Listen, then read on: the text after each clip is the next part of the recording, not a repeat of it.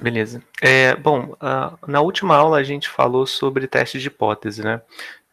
A última aula foi mais uma introdução em que a gente falou sobre alguns conceitos que eram importantes, né? É, por exemplo, a gente falou sobre o que era a hipótese nula, o que é a hipótese alternativa. A gente viu que essas hipóteses sempre são feitas com respeito aos parâmetros, tá, que são desconhecidos. Então aqui, por exemplo, no slide vocês podem ver, né? Eu tenho uma hipótese H0, ela é sempre tomada sobre parâmetros, né, sobre quantidades desconhecidas. Então, você nunca vai ter uma hipótese H0, por exemplo, do tipo x barra igual a, sei lá, 19. Isso aqui nunca vai acontecer, porque, bom, o x barra você sabe o valor que deu, né? Você simplesmente colheu a amostra, olhou o x barra, então não tem que se testar sobre x barra, tá? Esse é só um erro que costuma acontecer muito. Então, só para frisar, as hipóteses são sempre feitas sobre os parâmetros, tá? E aí a gente viu, bom, existem 3 tipos de hipóteses, né, basicamente. A gente tem H0, né, Mi igual a Mi0 versus H1, Mi diferente de Mi0, em que o teste é bilateral. Quando é diferente de Mi0, né, minha região de rejeição vai ser a região dos pontos que estão afastados, né, de x barra que estão afastados de Mi0. Esse Mi0 é uma constante, tá? Você pode ver como, se fosse, sei lá, um 3, um 10, um 15. Em geral, é o valor que se quer testar do ponto de vista prático, né? Para um valor que se quer testar para a média. Então, ele é conhecido, é o valor que você deseja testar. Então, quando o teste é bilateral, é porque a região crítica está dos dois lados, né, da, da distribuição da estatística de teste. Então, está tanto valores afastados de Mi0 para x barra pela esquerda, quanto valores afastados de Mi0 por x barra, né, pela direita, fazem parte da região crítica. No segundo caso, a gente tem H0 Mi menor ou igual a Mi0, poderia ser também igual a Mi0, a gente viu na última aula aqui, quando a gente tem desigualdade, né? Na hipótese nula, é a mesma coisa considerar a igualdade. A gente viu uma justificativa para fazer isso. Contra a hipótese alternativa, que é Mi maior do que Mi0, esse é um teste unilateral, e aí a região crítica vai estar à direita da distribuição. E no terceiro caso, quando você tem a hipótese nula Mi maior ou igual a Mi0, de novo, poderia ser uma igualdade aqui, o teste não mudaria, contra H1, que é Mi menor que Mi0. E aí o teste seria unilateral. Então agora a gente vai ver o caso em que sigma é desconhecido, tá? Antes a gente sempre tratava o sigma como conhecido, que é uma hipótese absurda, né? Porque, enfim, na vida real a gente nunca conhece o valor de sigma. Se a gente não conhece nem o valor de mi, quem dirá de sigma, né? Então a gente vai ver que é bem simples de conduzir o teste, né? O teste em geral ele é dado por como você começa o teste. Você escreve alfa, que é o nível de significância que você quer para o teste, por exemplo, 5%. Então, 5% é a probabilidade do erro do tipo 1, essa é a definição de alfa. E aí, erro do tipo 1 significa o quê? Significa rejeitar H0, dado H0 verdadeiro, né? Então, aí o que a gente vai fazer? Para a gente definir rejeitar H0, a gente vai usar o x barra como estatística de teste, porque eu quero testar sobre mi, né? Então, aí a única diferença que vai fazer é o uso dessa estatística, né? Da estatística de teste T. E qual a diferença da estatística de teste T para que a gente vinha usando, que era o Z? Bom, o Z era x barra menos mi dividido por sigma sobre raiz de n. A única diferença está aqui, ó. A gente, ao invés de usar esse cara, porque para calcular o Z eu não consigo saber quem é esse cara daqui, né? Ele é desconhecido, ele é um parâmetro populacional, o sigma. Ao invés dele, eu vou usar o S. E aí eu uso aquele resultado da T-Student que eu já conheço, que a gente já viu quando eu estava falando de teste de intervalo de confiança, tá? Então, como eu sei que esse cara tem distribuição T-Student com N menos 1 grau de liberdade, ao invés de pegar os quantis da T, não, ao invés de pegar os quantis da normal, que eu pegaria aqui, eu vou passar a pegar os quantis da T, tá bom? E o teste fica sendo exatamente a mesma coisa, só o que muda é, eu vou usar agora a informação vinda da T-Student, tá? Então vamos lá, vamos dar uma olhada no exemplo para fixar as ideias. Bom, então aqui nesse exemplo a gente tem a situação lá dos cabos náuticos, né? E aí o fabricante afirma que a carga de ruptura é de pelo menos 90 quilos, tá? Aqui acho que ficou faltar, que é a a carga de ruptura média, tá? Média. Então, vamos colocar aqui o H0. O H0 é o que o fabricante afirma. Ele afirmou que a carga de ruptura é de pelo menos 90 unidades, tá? E um consumidor desconfiado, em uma amostra de 20 cabos, obtém uma carga de ruptura média de 88,4. Então, né, o consumidor obteve lá os seus 88,4 quilos. Então, agora o desvio padrão populacional é desconhecido, tá? Ele sempre é, na verdade, só em questões de prova e coisas assim, né? Que a gente vai ter o sigma conhecido. Então, na vida real, o sigma é desconhecido. Porém, o desvio padrão amostral observado foi de 11 quilos, tá? Então, o que acontece? Eu observei um desvio padrão de 11 quilos e agora eu vou fazer meu teste. As hipóteses são H0 mi maior ou igual a 90, e aí o H1 já está automaticamente determinado. O H1 fica sendo mi menor do que 90, tá? Que é a especificação do cliente. O cliente desconfia que, na verdade, a média seja menor do que 90, tá? E aí o que acontece? Bom, ele quer testar no nível de significância de 5%. Então, como funciona? Então, eu tenho o meu alfa, que é 0,05. Por definição, ele é a probabilidade do erro do tipo 1, que significa o que o erro do tipo 1? Significa rejeitar H0 dado H0 verdade. Aí, H0 verdade eu estou simplificando aqui para escrever menos, como só dado H0, tá? Isso significa o quê? O que é rejeitar H0? Bom, eu vou rejeitar H0 se o meu x barra estiver muito longe do 90 para a esquerda, certo? Por quê? Porque eu tenho que olhar sempre o H1. Tá? Então, se eu rejeitar H0, é porque, na verdade, o meu x barra foi muito menor do que 90. Então, rejeitar H0 significa P de x barra ser menor ou igual a um valor que eu vou chamar de Q. E o dado H0 significa o quê? Dado H0 significa, formalmente falando, mi maior ou igual a 90. Mas a gente já viu, né, que é equivalente a testar o mi igual a 90. Tá? Foi o que a gente viu na aula passada. Então a gente vai botar dado mi igual a 90. Aí beleza, aí como é que a gente procede, né? Acho que vou dar para escrever aqui. Vai dar P de... Aí o que eu tenho que fazer? Eu tenho que cair numa estatística de teste que eu conheça, né? Padronizando esse x barra aqui. Então vou fazer o seguinte, ó, eu vou subtrair a média, que aqui eu estou supondo que é 90, então vou subtrair 90, tá? Do lado esquerdo. Vou dividir por S sobre raiz de N. Isso vai ser menor ou igual a Q menos 90 dividido por S sobre raiz de N, não é? Aqui ficou sem espaço para botar o condicionamento, mas eu vou colocar aqui atrás, tá? Aqui significa... Tem aqui um dado. E aqui desse lado ficou mi igual a 90. Tá?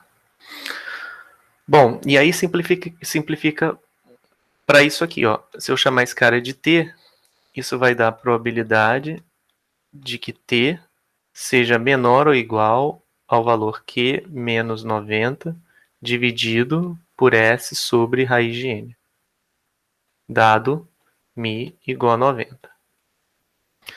Tá, e agora como é que a gente faz? Bom, aí a gente faz o seguinte, a gente pode colocar, eu não peguei o tamanho n, né? Uma amostra de 20 cabos, então n é igual a 20.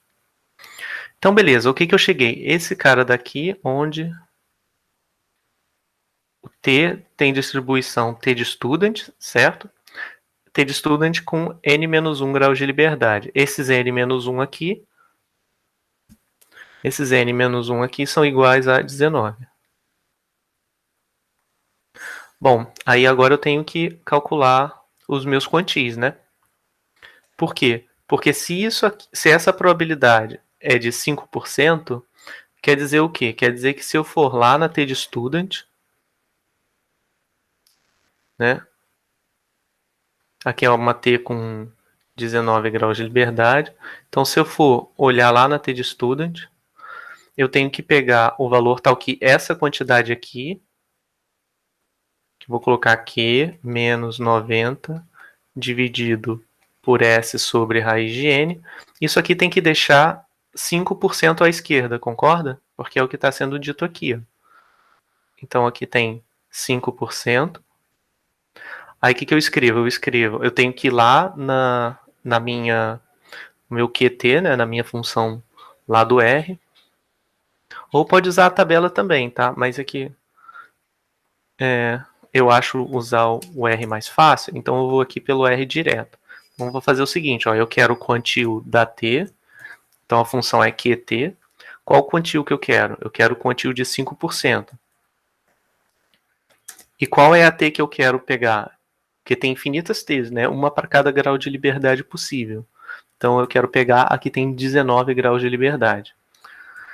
Então, isso aqui vai me retornar o quantio, ou seja, vai me retornar esse valorzinho aqui, que deixa sempre para a esquerda, né?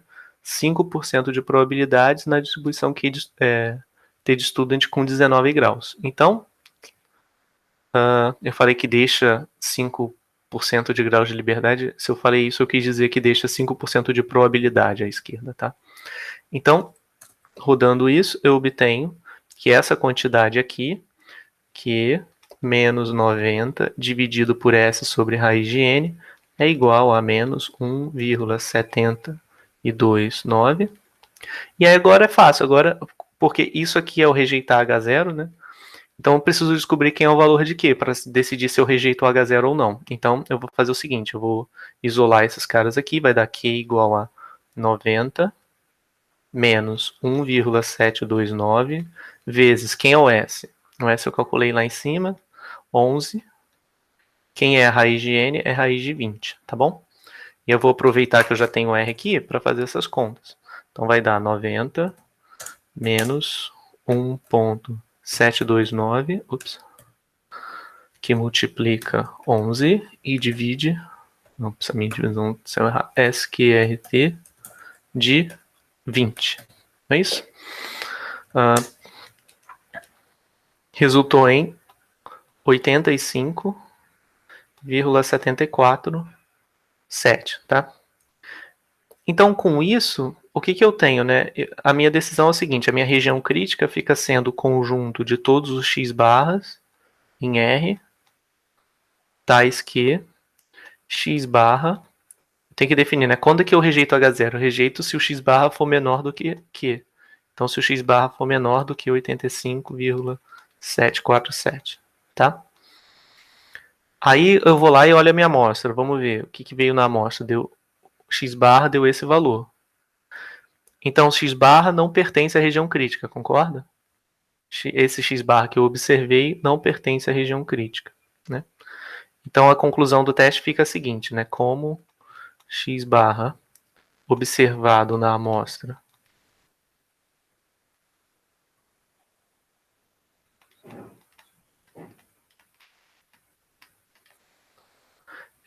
não pertence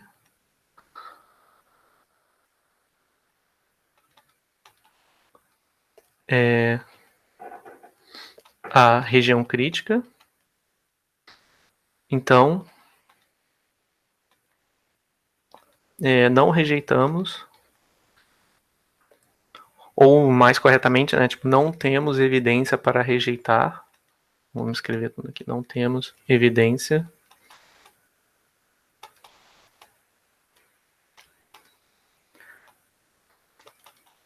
evidências fortes o suficiente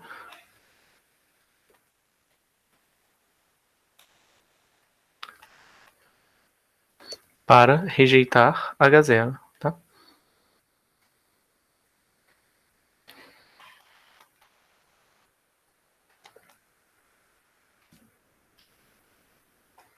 Então a gente conclui, como a gente não teve evidência o suficiente para rejeitar H0, a gente conclui que H0 deve ser verdade, com base nessa amostra, tá bom?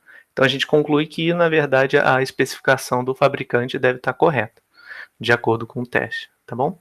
Então foi isso que foi feito aqui do lado, tá? Está bem parecido com o que a gente fez. Tá vendo? A região crítica deu x barra maior ou igual a 85,75, né? Que é arredondado para 2 casas do valor que a gente obteve. Então é bem parecido, é bem similar com o que a gente vinha fazendo antes. A única diferença é que agora eu vou buscar a padronização dessa forma, que não é uma padronização, na verdade, porque não estou dividindo pelo sigma, mas é aquela ideia de trocar o sigma por um estimador que você conhece, que é o S, né? E aí você tem que ajustar para o fato de que essa nova estatística vai ser uma t-de-student, tá bom? E não mais uma normal, tá? Ficou alguma dúvida, pessoal, nesse caso? Nossa. Né? É bastante análogo mesmo, não tem grandes mistérios, tá? Então, essa é a última parte da aula passada, que tinha ficado por comentar, né, para falar com vocês. E aí eu vou pegar os slides agora da aula 19, que é a última parte de teste de hipótese. Bom, então, nessa parte da aula a gente vai falar sobre p-valor, que é uma forma análoga ao que a gente vem usando para fazer teste de hipótese, que é trabalhar diretamente com o nível de significância. A gente vai ver que tem uma relação entre p-valor e nível de significância do teste. Então você pode usar tanto uma coisa quanto a outra. Você pode usar tanto o nível de significância para fazer o teste, quanto o p-valor. Tá? Na estatística, o que é mais comum é que se use o p-valor, e a gente vai ver por quê. Tá? Em geral, a gente prefere reportar os p-valores e fazer o teste de hipótese com base neles. E aí a gente vai fechar falando sobre testes de hipótese para proporção. Tá? Então, vamos ver esse exemplo para motivar o estudo dos p-valores. Então, vou colocar aqui mais uma página. Pronto. Então, vamos ver esse exemplo aqui. A gente tem um produto químico, tem seu teor de pureza normalmente distribuído, com média 0,72 e desvio padrão 0,02. Então, vou colocar aqui. Os XIs são os graus de pureza, né? O grau de pureza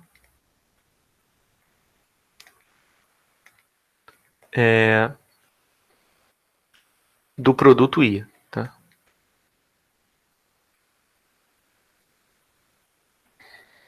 Então, a gente sabe que os XIs são normais, com média 0,72 e com desvio 0,02, tá? Então, a fim de aumentar a pureza, o produto é submetido a um tratamento. Então, 16 unidades do produto são selecionadas de forma aleatória e submetidas a esse tratamento. Então, eu tenho uma nova variável aleatória y, né, que é o grau de pureza do produto I após o tratamento. Vou colocar aqui grau de pureza do produto I após tratamento.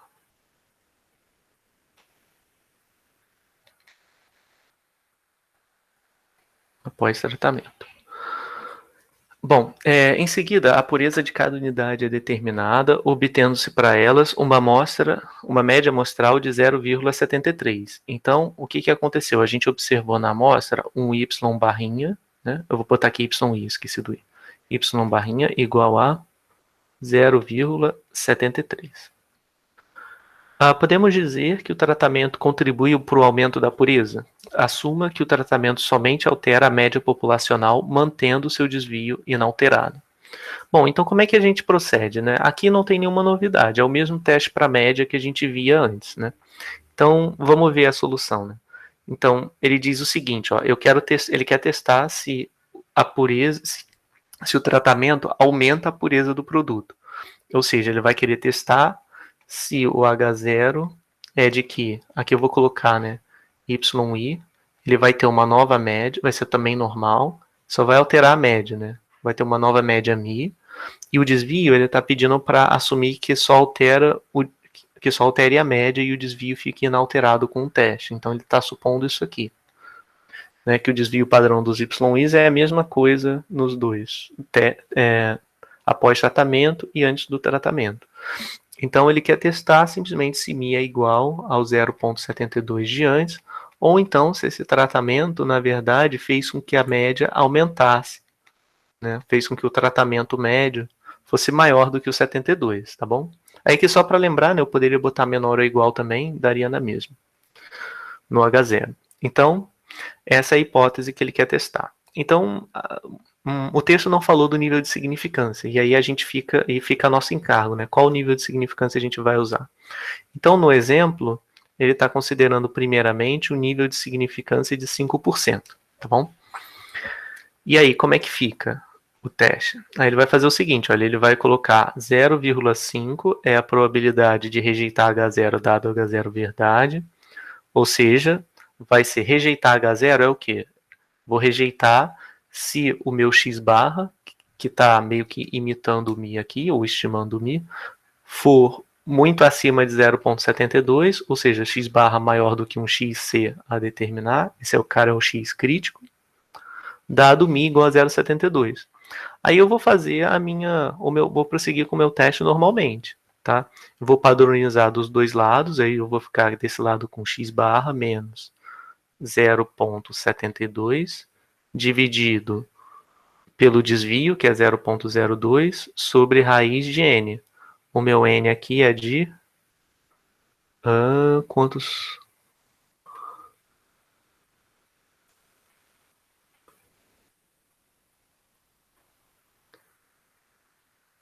Ah, 16 unidades. Estava procurando o número, mas não achei. Tá aqui, 16. Raiz de 16.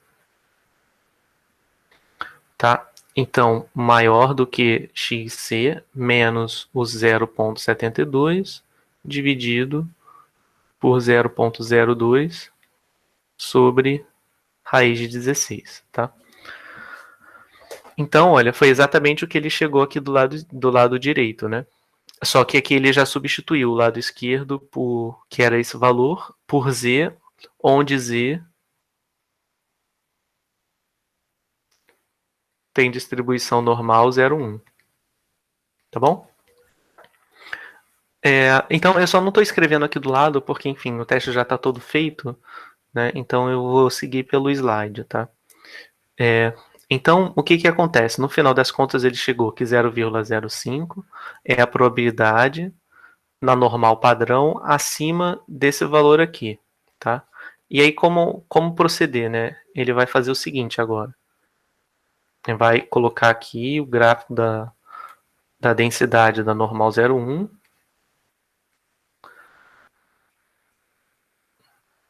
E aí ele chegou que 0,05 é a probabilidade de z ser maior do que essa quantidade. Então tá aqui, que eu tenho 0,05. E aqui embaixo eu vou ter o meu xc menos 0,72 dividido por 0,02 sobre raiz de 16. Então aí eu vou lá de novo, lá na normal, ó. Que enorme. Só que, bom, lembrando, né, o quantio da normal sempre é para a esquerda. Então, 0,95, tá bom? Por que 95? Porque se tem 5% à direita, à esquerda eu vou ter 0,95, tá? Ou 95%. Então é isso. Eu não preciso especificar, mas eu posso colocar 0,1, que a média é 0 e a variância e o desvio padrão é 1. Então, porque o default do R já é considerar isso. Então, esse valor ficou sendo igual a 1,6448. E aí foi o que ele obteve aqui, tá vendo? Ó, ele diz, então essa quantidade é igual a Z0,95. Em geral, a notação que o pessoal usa em Probest é colocar o seguinte, Z0,95 significa o quantio da normal porque ele botou um Zzinho aqui, que está a 95% à esquerda, tá? É só uma notação. E aqui a gente está colocando direto 1,64 e aí ele chega nisso. Então, essa quantidade da esquerda é igual a 1,65, né? E aí, resolvendo para xc, dá 0,728, tá bom? Ou seja, a minha região crítica fica sendo minha região crítica fica sendo... aí aqui eu já vou botar abreviado, tá? X barra maior do que XC, então vai ser 0,728 mais infinito, tá? Então essa aqui é minha região crítica. Aí eu vou olhar para X barra. Cadê o X barra? O X barra que eu obtive foi de 0,73. Como 0,73 pertence à região crítica,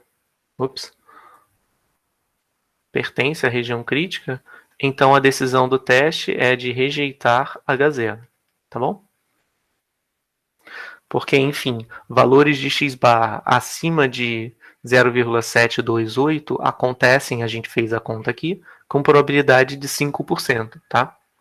Então, esse valor que a gente observou em particular na amostra, ele está numa região de pouquíssima probabilidade da normal, né? Então, enfim, a gente rejeita o teste porque essa informação veio do fato de que μ era igual a 72, tá?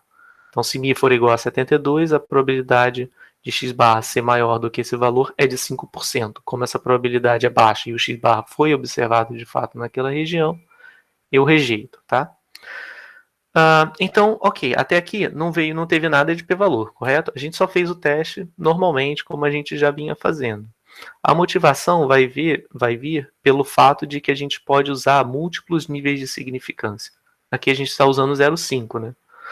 Então, vamos olhar o que acontece com o teste quando a gente muda, né, essa região de rejeição. Então, é a mesma situação, e aí nesse exemplo a gente vai ver o seguinte, olha, que num determinado padrão de qualidade que é mais criterioso, a gente exige que o tal teste seja feito no nível de significância de 1%, tá bom? Então, o que significa? Esse aqui quer dizer o seguinte, quer dizer que a gente só vai aceitar que a pureza aumentou, né? A gente só vai aceitar que a pureza aumentou de fato quando a média da amostra tiver numa região de probabilidade de 1% da normal, ou seja, ficou mais difícil rejeitar H0 e concluir que o produto é puro, tá? Então, esse é um novo teste, a gente vai fazer, qual é a conclusão para esse teste, tá? Então é muito similar, é a mesma coisa, só o que vai mudar, olha, a gente começa com 0,05 aqui, e agora, como o nosso nível de significância é 0,01, a gente vai fazer o teste de novo, começando com 0,01. Aí, ó, vocês vão ver que é muito parecido. Por quê? Bom, 0,01 fica sendo a probabilidade de rejeitar H0 dado H0 verdade. Então, fica sendo probabilidade de x barra ser maior que um x crítico. Porque se eu rejeitar, ó, eu estou de acordo com isso, com μ maior do que 0,72. Então, para rejeitar, o x barra tem que ser suficientemente grande. Então, tá aqui. E o dado H0 verdade significa dado μ igual a 0,72. Aí eu vou padronizar de novo. Até aqui não teve nenhuma novidade. A padronização tá certinha, tá batendo com a padronização que a gente fez aqui em cima. Exatamente a mesma coisa. Só o que vai mudar é essa parte aqui. Quando a gente vai puxar o quantil da normal, né? Por quê? Porque agora a gente não vai pegar mais o quantil de 1% à direita. A gente vai pegar o quantil... Desculpa, a gente não vai pegar mais o quantil de 5% à direita. A gente vai pegar de 1%. Então, olha, o quantil vai estar aqui. Aqui vai ser 1%. Então, o que eu quero? Agora eu vou fazer o seguinte. Eu vou separar aqui para não confundir. Então, eu vou ter o seguinte. XC menos 0,72 sobre 0,02 dividido por raiz de 16 igual a... E aí eu vou ter que puxar o quantil 0,99. Tá bom? Então, eu vou pedir lá o Q enorme 0,9901, tá? Tá claro por que é 0,99? 0,99 porque eu tenho que olhar à direita. À esquerda, desculpa. Não é isso? Então deu 99. Aí, vamos lá, vamos obter o valor do Q enorme, esse quantil da normal. Então deu 2,3263. E aí é só eu isolar o xc de novo, né? Aí vai ficar xc igual a 0,72 mais 2,326 vezes 0,02 dividido por raiz de 16. E aí, fazendo essa conta, a gente vai chegar a 0,732, tá? Aqui eu estou pulando as coisas, eu devia ter feito no R, mas como já está feito aqui nos slides, eu vou trabalhar com o resultado já calculado. Olha, então o que aconteceu? Agora, minha região crítica ficou a seguinte, olha. A região crítica ficou sendo o conjunto dos x barrinhas em R, tais que x barrinha é maior do que esse xc que eu calculei como 0,732. 0,732. Tá bom? Então tá, essa é a minha região crítica, agora eu tenho que ver se o meu x barra caiu na região crítica. Então qual foi o x barra? X barra foi 0,73. Então observamos um x barra igual a 0,73. Ele não pertence à região crítica mais. Ou seja, a conclusão do teste é que eu não rejeito H0. Não rejeito H0. Não rejeitar H0 significa o seguinte, significa que o grau de pureza que eu observei na amostra depois de submeter ao tratamento não foi significativamente maior do que a minha hipótese para mim, né, ao nível de 1%. Então eu não tive evidência suficiente para rejeitar H0. Foi a mesma amostra, a mesma situação, só o que mudou foi o nível de significância, tá? Em geral é isso que acontece. Quando você diminui o nível de significância do teste, você torna mais difícil de rejeitar H0, né? Então, você está sendo mais conservador, está tornando a vida do fabricante um pouco mais difícil. Você está dizendo assim, olha, eu só vou considerar como significante se o grau de pureza que eu observar no X barra for um grau de impureza numa região de 1% de probabilidade, supondo a hipótese de que o tratamento não altera a impureza, tá? Então a gente tem essa questão que é importante, quer dizer, que é o seguinte: qual nível de significância a gente vai usar? Porque quando a gente usou 5%, a gente rejeitou H0. Quando a gente usou 1%, a gente não rejeitou. Então faz toda a diferença, né? No fim do dia, você está tomando a sua decisão com base no nível de significância.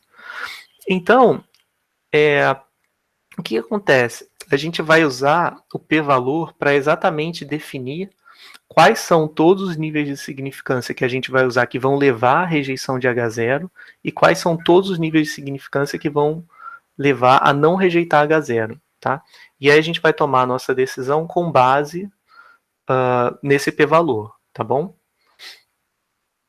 Então, vamos olhar o que acontece. Bom, qual é a definição do p-valor, né, que eu já vinha falando aqui há um tempo? Bom, tá, antes de falar da definição, vamos ler o que está no slide para ver se tem mais alguma motivação que eu posso puxar. Então o exemplo acima nos leva às seguintes indagações. Quão perto está o valor observado da fronteira entre as regiões de aceitação e de rejeição? Tá? Então isso significa o quê? Significa o seguinte, olha, aqui a região crítica foi de 0,732. Eu observei x barra igual a 0,73. Então está muito perto, né, da fronteira da região crítica, né? Está bem perto, é 0,732, mas não cruzou a fronteira. O x barra observado não chegou a pertencer à região crítica. Então, nesse ponto você pode dizer, bom, foi quase que foi rejeitado, né? Então esse quase, ele é legal que a gente quantifique isso, né? E é o p-valor que vai ajudar a gente a fazer isso. Então, equivalentemente, né, o quão sensível é a decisão tomada com respeito a alterações no nível de significância. Então, bom, a gente tem as duas definições aqui para o p-valor, e elas são inteiramente equivalentes. A primeira delas, o p-valor, ou nível crítico de um teste, fixado uma amostra, né, x1 até xn, é o menor nível de significância para o qual a hipótese nula ainda será rejeitada. Tá? Ou seja, o p-valor é exatamente o valor limite do nível de significância no seguinte sentido. Né? Se eu pegar níveis de significância menores do que ele, a minha hipótese nula não vai ser rejeitada. Se eu pegar níveis de significância maiores do que aquele valor, a hipótese nula vai ser rejeitada. Outra definição do p-valor que eu acho mais fácil de trabalhar é a seguinte: p-valor fixado uma amostra x1 até xn é a probabilidade sobre h0 de observar algo tão ou mais extremo para a estatística de teste de acordo com, e aí aqui eu coloquei errado, de acordo com h1, do que o que observamos na amostra, tá? Como assim? Deixa eu pegar um exemplo daqui para a gente tratar. Deixa eu ver, talvez o exemplo anterior. Não, vamos fazer com esse exemplo mesmo. Então eu vou colocar aqui em verde, né, para destacar a definição. Então, p-valor, eu vou fazer de acordo com a definição 2. É a probabilidade sobre h0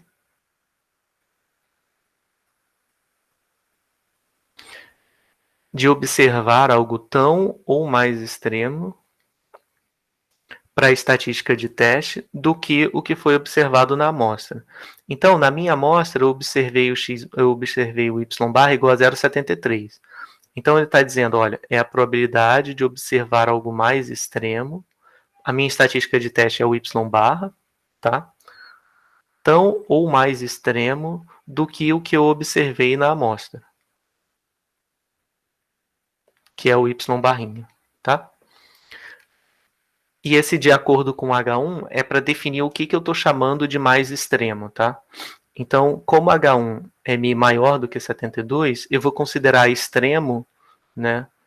Extremo de acordo com H1 significa y barra grande, né? Então, mais extremo do que o y barra que eu observei na amostra significa y barra maior ou igual a 0,73, tá?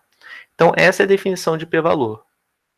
Por que faz sentido olhar a definição de p-valor dessa forma? Bom, pelo seguinte, olha, vou colocar aqui. Então, aqui nota, talvez eu devesse colocar assim para ficar diferente. Que eu vou colocar y barra. Então, y barra ele tem uma certa distribuição, né? Sob H0, y barra está centrado no valor 0,72. E o que é o p-valor? O p-valor é a probabilidade do y barra, dado H0 significa que essa curva aqui está centrada no 0,72, apesar do desenho sugerir que esteja um pouquinho mais à direita. Então, o p-valor fica sendo a área nessa região aqui, em que quem é esse ponto da região? Esse ponto é o 0,73, que foi o que eu observei na amostra, tá bom? Então, o p-valor fica sendo essa probabilidade à direita. Esse cara é o meu p-valor. Então, por que eu quero olhar para o que foi mais extremo do que o que eu observei na amostra, ou tão extremo quanto o que eu observei na amostra? Porque isso aqui vai dar uma noção de quão extremo é o y barra se eu supor H0 verdade. Porque se eu calcular que esse p-valor aqui vale, vamos supor, 0,002, isso significa que o meu y barrinha, né, que é esse valor aqui, foi o y barrinha, o meu valor observado para a média caiu numa região de baixíssima probabilidade dado H0, tá? Então eu teria evidências para rejeitar. Então essa é a intuição do p-valor, tá? É você pegar o que você observou, olhar o que é mais extremo do que ele e ver qual é a probabilidade nessa região toda sobre H0. Se essa probabilidade for muito pequena, eu tenho evidências que H0 não deve ser verdade, tá? Então, o ponto de vista do p-valor é exatamente caracterizar uma probabilidade, né, de observar algo mais extremo do que se observou na amostra, porque assim você tem uma medida de qual é o grau de disparidade do y barra com a hipótese para μ, né? Então, vamos ver num exemplo como a gente... Aí tem uma figura aqui também que eu acho bem legal, que ajuda a entender melhor o que está acontecendo. Então, olha, aqui nessa figura a gente tem o seguinte. A gente tinha, para as duas situações que a gente tratou, né, nesse mesmo exemplo, a gente teve o seguinte. Deixa eu colocar aqui. No exemplo 1, a nossa região crítica era 732, 0,732. Então, vou colocar aqui.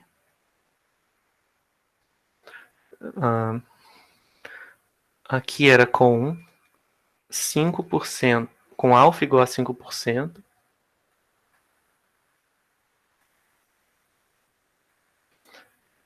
A minha região crítica era x barra, tais que o x barra é maior do que 0,732. E com alfa igual a 1%, a região crítica passou a ser x barra, tal que x barra é maior do que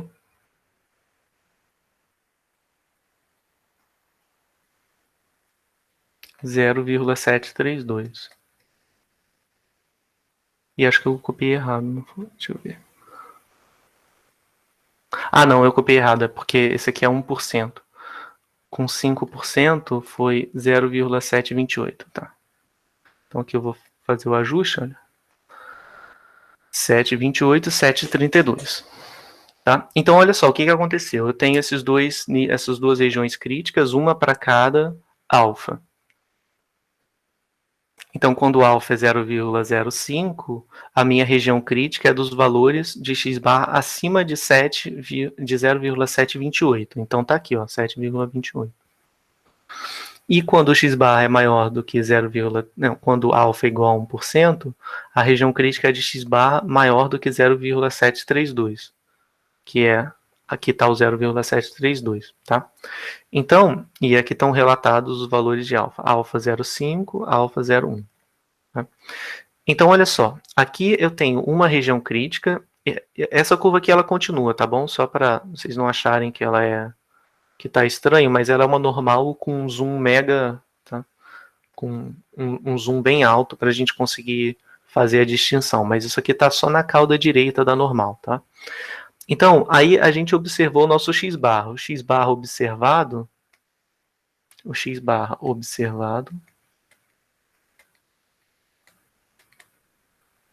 foi igual a 0,73. Então, ele está aqui, ó, 0,73.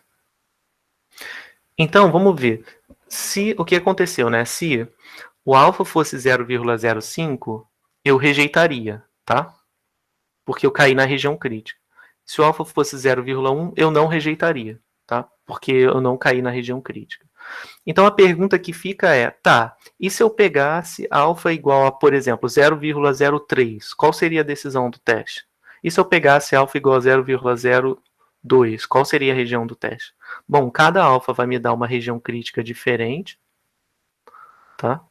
E aí, dependendo dessa região crítica, eu aceito ou rejeito H0. Aí eu consigo obter todos os alfas possíveis onde eu rejeito, onde eu aceito, calculando exatamente o p-valor, que nada mais é do que essa área. Tá? A minha área com o p-valor deu 0,0228. Então tá aqui, ó. Cadê?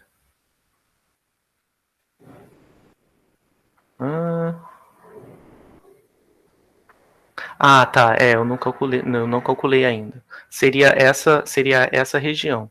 Então vou fazer a conta aqui para vocês. Ó, o p-valor e a notação do slide está sendo assim, ó, alfa til. Eu não gosto muito de alfa til, não. Eu prefiro colocar p-valor, mas tudo bem. Então, p-valor ele é definido como a probabilidade de observar algo mais extremo. Ih, aqui eu estou fazendo tudo x barra ao invés de colocar y. Tudo bem. Talvez eu devesse fazer assim. Então.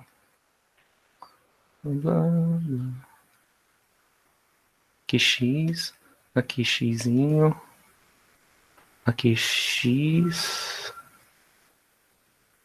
Vou trocar, tá? Porque eu acho que é mais fácil fazer assim do que trocar ao contrário. Então, YI fica sendo o grau antes de. A pureza antes do tratamento e XZ é a pureza depois do tratamento. Então, vem aqui, né? P de. O p-valor é a probabilidade de observar algo mais extremo, né? Ou seja, de observar um x-bar maior do que o x-barrinha que eu observei na amostra, dado H0, que é o P de x barra ser maior do que o x barrinha que eu observei foi 0,73, dado H0 significa dado μ igual a 0,72. Se eu voltar aqui no H0, μ igual a 0,72. Então, calcular esse p-valor a gente vai ver que é bem fácil. Porque como é que eu vou fazer agora?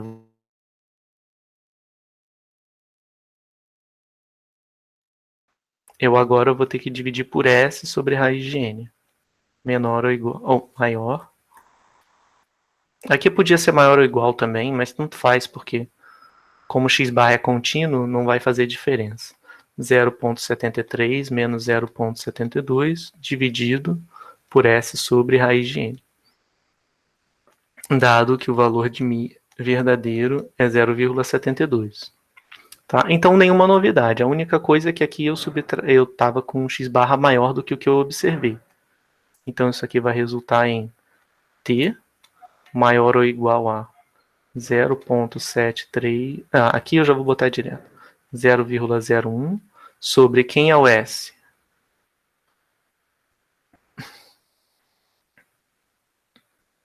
S é 0,02. E o tamanho de amostra é 0, não, o tamanho de amostra é 16. Então vai ficar a raiz de 16. Tá? Onde T tem distribuição T de student 15 graus. Não, aqui na verdade ele já deu S, ele já deu o sigma, né? Deixa eu ver aqui.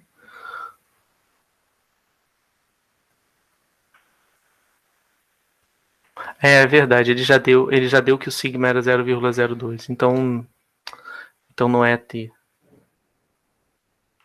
Peraí, pessoal. Então não era T. Aqui deu sigma. Tá? E aqui não muda nada, só muda que eu não vou pegar da T, mas vou pegar da normal.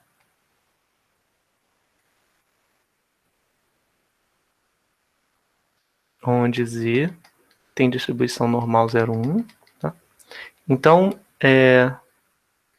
beleza. Aí agora é um pouquinho diferente, né? Antes a gente achava o quantio e aí definia a região crítica. Agora a gente vai calcular direto quem é o p-valor que fica sendo calcular essa probabilidade aqui, que está do lado direito. Tá? Então vamos lá.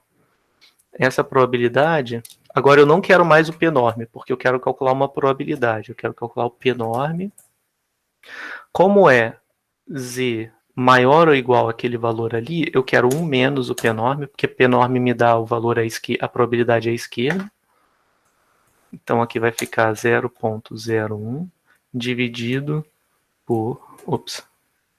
dividido por 0,02 vezes 4, tá? Eu já estou fazendo aqui direto, vezes 4. Então, deu 0,0227, aproximadamente igual a 0,75, né? Aí se eu for arredondar para 3 casas, vai dar não, para 4 casas, vai dar 0,0228. Tudo bem? Então, beleza. O que aconteceu? Né? De acordo com o p-valor que eu obtive, o p-valor representa essa probabilidade aqui. Né? Aqui eu tenho a média sobre H0, a média é 0,72. Aqui é a distribuição sobre x barra. Então, à direita do x barrinha que eu observei, eu tenho 2,28% de probabilidade. Deixa eu puxar um pouquinho mais para a esquerda para poder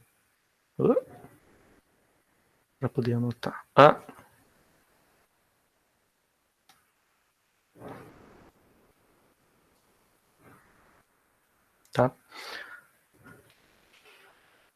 Então, olha só, quer dizer que o x barra caiu numa região de pouquíssima probabilidade, né, na normal, porque a direita dele só tem 2,28% de probabilidade.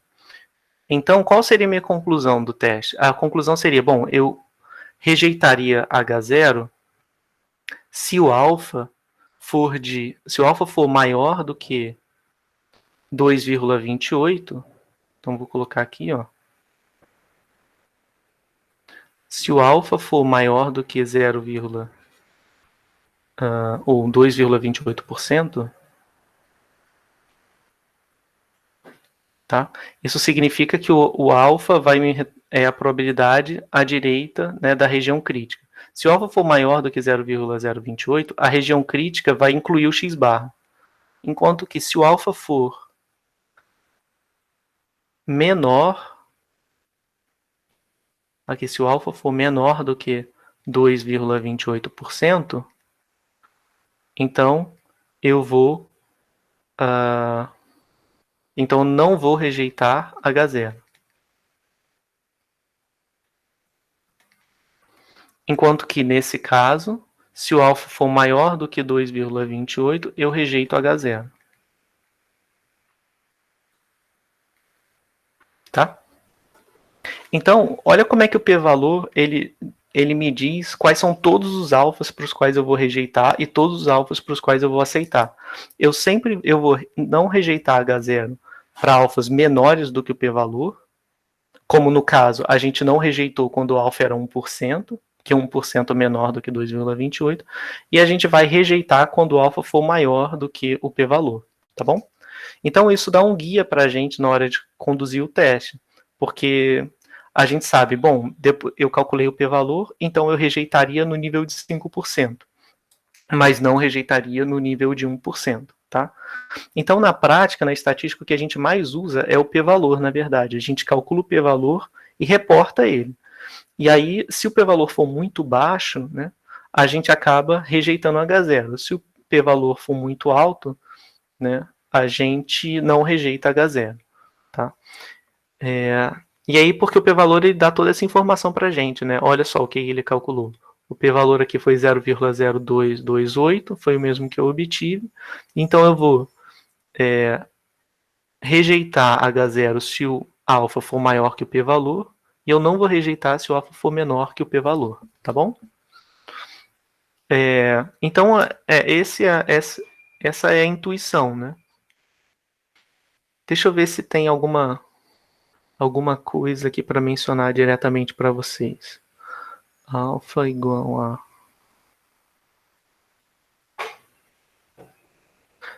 aí aqui só tem essas contas aqui que eu fiz com vocês, só que com menos detalhe. Ó.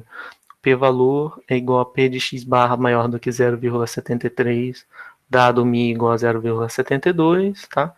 E assim, e aí, bom, fazendo a conta, é isso que está tudo omitido nessa parte aqui da direita, tá? E que a gente fez a conta com calma. A gente padronizou e tal, e chegou ao 0,0228, tá? Então, como o p-valor foi baixo, né, a gente rejeitaria H0 no nível alfa igual a 5% e não rejeitaria no nível alfa igual a 1%. Tá? Ficou alguma dúvida nessa parte, pessoal? Não sei se eu demorei muito tempo explicando, se ficou confuso. Qualquer coisa lá na frente eu posso fazer um exemplo com o p-valor e aí a gente vai ter mais exemplos quando for falar de teste para proporção. Mas o conceito ficou confuso ou deu para entender o que ele significa? Para mim deu para entender, professor. Deu também aqui. Beleza. Alguém ficou com dúvida? Senão eu já passo e a gente vê teste para proporção. Aqui tá tudo de boa, eu acho, professor. Bom, beleza então, pessoal. Então vamos prosseguir para ver... Ah, tá. Isso aqui é interessante de olhar também, né? As diferentes formas de definir o p-valor. E a gente vai ver com essa definição de ser mais extremo, né? Então, olha só. Aqui, vamos olhar com mais calma a definição 2 que eu dei lá para vocês. O p-valor do teste, de um teste para média populacional, fixado uma amostra x1 até xn, é calculado como a probabilidade de observar um valor, aí aqui eu grifei, tá? Tão ou mais extremo que x barra, de acordo com H1, para variável aleatória x barra, tá? Onde a distribuição de x é calculada assumindo H0 como verdadeiro.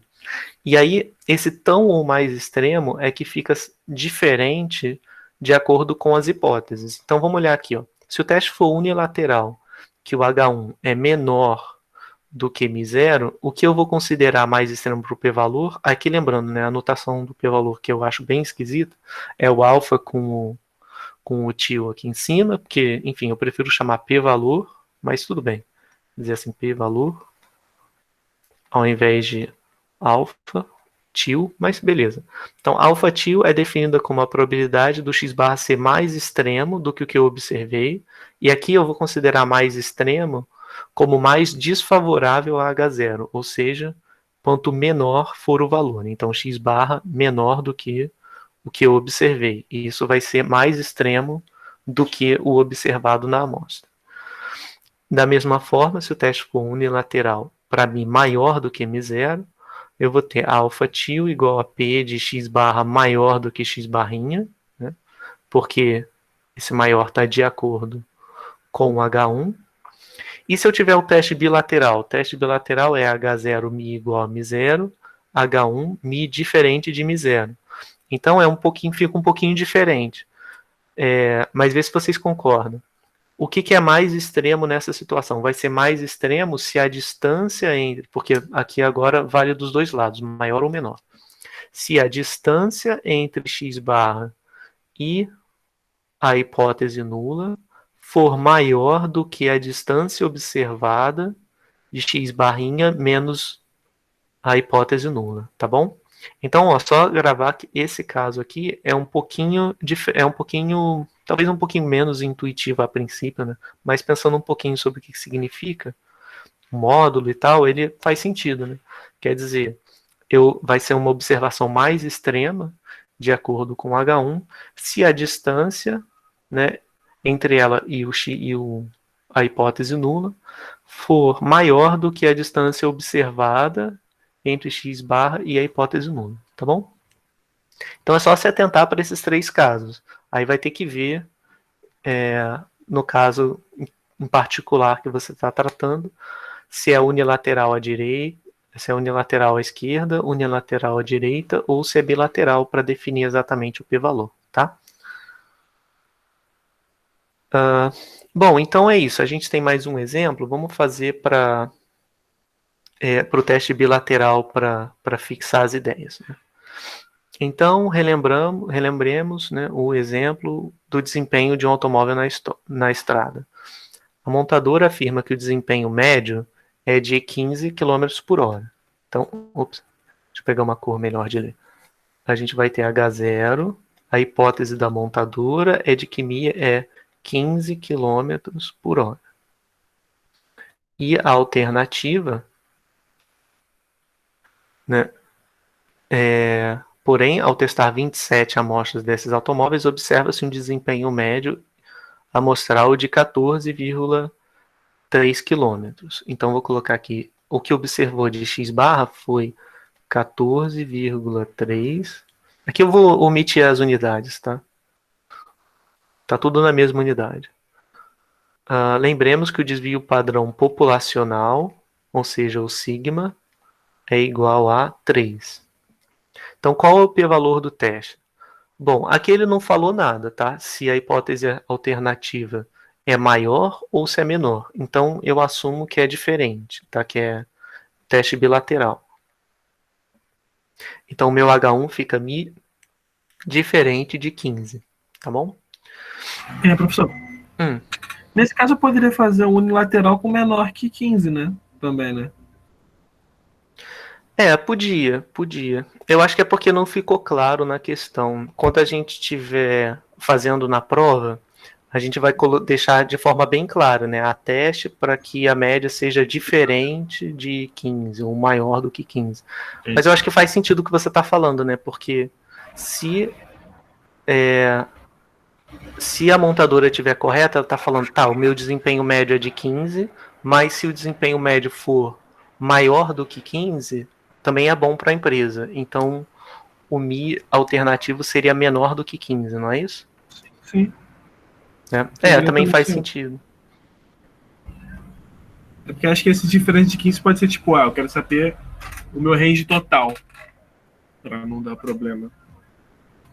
Ah, tá. É verdade. Também. Eu fui mais, assim, para ser honesto, eu fui mais olhando a solução que tem um módulo aqui, então eu falei, bom, ele está assumindo que é diferente. Né? Não, sim. Mas sim, faz todo sentido, Iago, eu concordo com você. Eu acho que podia ser reformulado das duas formas. Aí eu acho que vai depender mais da questão. Na prova vai estar mais claro, assim, se você vai considerar unilateral ou bilateral, tá? Entendi. Então, vamos fazer esse exemplo, né, que é bilateral. Também vai ser legal que a gente vai ver um pouco mais no caso bilateral, que é um pouquinho diferente, porque tem que considerar os dois lados. Né? Então, vamos calcular pelo p-valor. Então, a gente tem o seguinte, ó, p-valor é igual a probabilidade. Qual a definição? É observar algo mais extremo, ou seja, observar o x barra menos mi zero, né? Vou colocar aqui menos 15. A distância entre x barra e 15 ser maior do que a distância entre o que eu observei e 15. Né? Dado H0. Então, isso fica P de x barra menos 15. Eu podia botar o igual aqui, tá? Porque tão ou mais extremo, né? Então, incluiria o igual, mas tanto faz. Então, aqui a distância vai ficar sendo o quê? 14,3 menos 15, 0,7. Tá? Dado H0. Aí é que eu vou trocar, né? Dado H0 significa dado que o Mi é 15. Tá? Bom, então vamos lá, calcular essa probabilidade aqui. Aí o que eu vou fazer? Bom, vou padronizar. Aqui eu conheço o sigma, então vou fazer x barra menos 15 dividido... não vou esquecer o módulo, tá? Módulo x barra menos 15 dividido por... aqui, ó, vamos lembrar, né? Se o xi tem distribuição normal, mi sigma 2, então o x barra, que é o que eu vou usar aqui para calcular essa probabilidade, ele vai ter distribuição normal, com a média mi também, e a variância vai ficar sendo sigma 2 sobre n. Aqui são 27 amostras, então vou colocar o n igual a 27, tá? Então eu tenho que usar isso aqui para padronizar, tá bom? Então eu vou dividir por sigma sobre raiz de n, que é 27, tá? Bom, então isso aqui vai ser maior ou igual. Para eu manter a mesma probabilidade, eu tenho que fazer a mesma coisa que eu fiz do lado esquerdo, mas do lado direito. Então aqui eu não subtraí nada do lado esquerdo, então eu mantenho sem subtrair nada do lado direito e divido por sigma sobre raiz de 27, tá? Dado mi igual a 15. Então, se eu chamar isso aqui de z, isso vai retornar P de z maior ou igual a 0,7 sobre sigma vezes raiz de 27. Aqui o raiz de 27 entra em cima, né? O meu sigma eu já vou botar direto, tá? 0 deu 3. Onde z tem distribuição normal 0,1, tá? Ok. Esqueci. Aqui é módulo de z, tá? Enfim, eu estou colocando z igual a essa parte aqui, tá? Enfim, porque se eu tirar o módulo, isso aqui é um detalhe que é importante eu falar com vocês.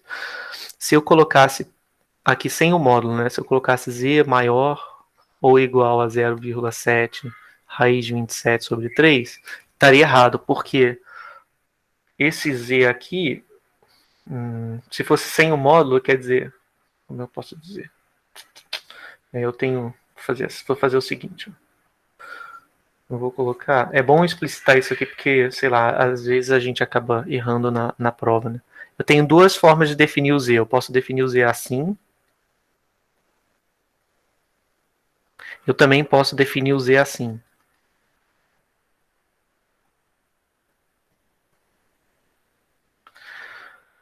Aqui, se eu definir o Z dessa forma, eu posso dizer que o Z tem distribuição normal 0,1. Se eu definir o Z dessa forma, eu não posso dizer que ele tem distribuição normal 0,1.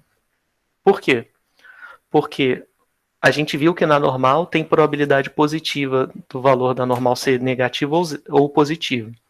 E aqui é impossível eu obter um valor negativo fazendo essa conta, certo? Então, se eu definir o Z dessa forma, o Z não vai poder ser normal 0,1, porque a probabilidade à esquerda do zero vai ser zero, né? Então é só tomar cuidado. Quando eu fizer essa transformação e chamar de Z, eu tenho que chamar de Z sem o módulo, tá? Para poder dizer probabilidade do módulo de Z maior do que isso, onde Z tem distribuição normal 0,1, tá? Então, eu cometi um erro quando eu estava escrevendo aqui, coloquei Z sem o módulo. Se eu colocar o Z sem o módulo, implicitamente eu estou chamando de Z essa quantidade aqui com o módulo, porque aqui eu não coloquei o módulo, tá bom? Então é só para chamar a atenção, o fato de eu ter errado isso serviu para comentar com vocês, olha, o Z, na hora que eu estiver definindo, ele tem que estar definido sempre sem o módulo, tá? Porque se tiver com o módulo, não tem como o Z ser normal 0,1. Bom, então, dito isso, é o que eu preciso calcular, é essa probabilidade aqui. Qual é a probabilidade do módulo de Z ser maior ou igual a 0,7 raiz de 3. Aí que eu fiz a simplificação, tá? Isso aqui vai dar 3 raiz de 3, cortou com 3, blá blá blá, deu isso. Aí eu vou lá para o R daqui a pouquinho para calcular essa probabilidade. Só o que eu tenho que ver é o seguinte. Aqui está o Z. Eu quero maior ou igual a 0,7 raiz de 3, tá? Em módulo. Então significa o seguinte. Z ser maior ou igual a 0,7 raiz de 3 em módulo é essa probabilidade aqui. Aqui está 0,7 raiz de 3. Aqui está o menos 0,7 raiz de 3. Tá? Então, o p-valor vai ficar sendo a soma dessa área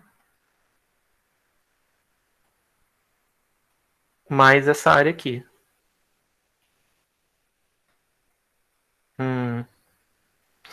Deixa eu fazer a setinha de novo, só para deixar mais claro.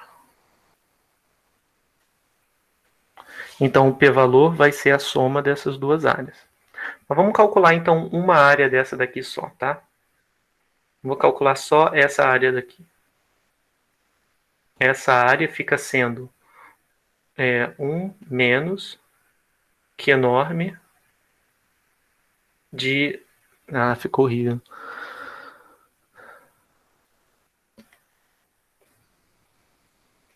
Um menos que enorme 0,7 raiz de 3. Tá bom? Porque o que enorme vai dar a área à esquerda, né? E eu quero a área à direita, então quero 1 menos o que enorme. Então vamos lá. Eu venho para o R. Ah, ainda fiz errado aqui, ó. Hoje tá incrível. Não é o que enorme que eu quero o P enorme. Porque eu quero obter a probabilidade. O quantio eu já sei, 0,7 raiz de 3. Então é 1 menos P enorme 0,7 vezes raiz de 3. Então deu igual a 0,1127, tá? Se eu arredondar. Então, beleza. Essa área daqui da frente deu 11,27. Então, o p-valor vai ser 2 vezes 0,1127, que é igual a 0,2254, tá? Então, vamos lá. Vamos ver. Deu igual o que ele obteve. Um pouquinho diferente, mas deve ter sido porque ele deve ter olhado na tabela, e a tabela dá com um pouquinho menos de precisão essas probabilidades, tá? Então, olha só, o p-valor que a gente obteve, aí só tem que lembrar que tem que multiplicar por 2, né, para levar em conta as duas áreas. Então, olha só, o p-valor deu isso aqui. O que isso quer dizer? Que a probabilidade de observar algo mais extremo para x barra dado H0 do que o que eu observei na amostra é de 22,54%. Essa probabilidade ela é bem alta, né? Ela não é baixa. A cada entre 5 ou 4 vezes que eu replicar o experimento, eu vou achar um x barra nessa região. Então, se eu for fazer uma figura um pouco mais condizente, né, com a realidade, eu teria o seguinte: eu teria aqui a minha média, que eu estou supondo igual a 15. Aqui eu tenho a distribuição normal, que eu estou assumindo para x barra. E aí, olha só o que aconteceu. Eu observei um valor um valor x barrinha, ele está com 22,54% de probabilidade. Então foi x barrinha que eu observei foi igual a 14,3. Não está aqui na verdade. 14,3. Então a probabilidade nas caudas a partir desse valor, né? 14,3. Então aqui simétrico vai dar 15,7. Então essa probabilidade aqui é de 22%, né? Se eu somar essa com essa. Ela é bem alta, então não posso dizer que o x barra que eu observei na amostra está nas caudas da distribuição, tá? Ou seja, a minha decisão para qualquer nível de significância razoável é de rejeitar H0. Então eu rejeito H0. Bom, se eu quiser dizer, né, eu vou rejeitar H0 se o nível de significância alfa for maior do que o meu alfa chapéu, tá? E eu não vou rejeitar H0 se o alfa for menor do que o alfa chapéu, tá bom? Por quê? Esse cara daqui foi o x barrinha, esse aqui foi o x barrinha que eu observei. Se você ficar na dúvida, né? Eu vou rejeitar se o alfa for maior ou se o alfa for menor que o alfa chapéu. Você pode fazer o desenho. Esse aqui foi o x barrinha, então eu vou pegar um alfa menor, vou pegar aqui um alfa menor do que alfa chapéu. Se o alfa é menor do que alfa chapéu, né, é porque o alfa representa, é porque a minha região crítica vai estar aqui, ó, o x crítico vai estar aqui, então o alfa menor do que alfa chapéu, tá? Ou aqui, porque é bilateral. Então aqui o alfa menor que alfa chapéu. Tá? Aí fica claro, né? Porque eu não vou rejeitar, né? Porque o x barra que eu observei não caiu na região crítica. Tá? Então você sempre pode fazer o desenho para te ajudar. Enquanto que se o alfa for maior do que alfa chapéu, aí o que acontece? O x crítico vai estar em algum lugar tipo aqui. Porque o alfa deu maior do que o alfa til. Estou falando alfa chapéu errado, né? É alfa til, tá? Então, como o alfa me dá a região crítica, eu posso usar esse truque para sempre saber se eu vou rejeitar ou não, se eu esquecer, né, na hora de fazer na prova. Eu rejeito quando o alfa é maior ou quando o alfa é maior que o p-valor. Aí você faz o desenho. Se o alfa for maior que o p-valor, quer dizer que essa é a área, né, considerada para o alfa, e sobre essa área eu tenho essa região crítica. Então, se o alfa for maior que o p-chapéu, quer dizer que o x barra observado, que é o esse ou esse, cai dentro da região crítica, logo eu rejeito H0, tá? Então, olha, eu rejeitaria H0 se o alfa fosse maior do que 0,2254 e eu não rejeitaria H0 se o alfa fosse menor do que 0,2254. Para qualquer nível de significância razoável, tá?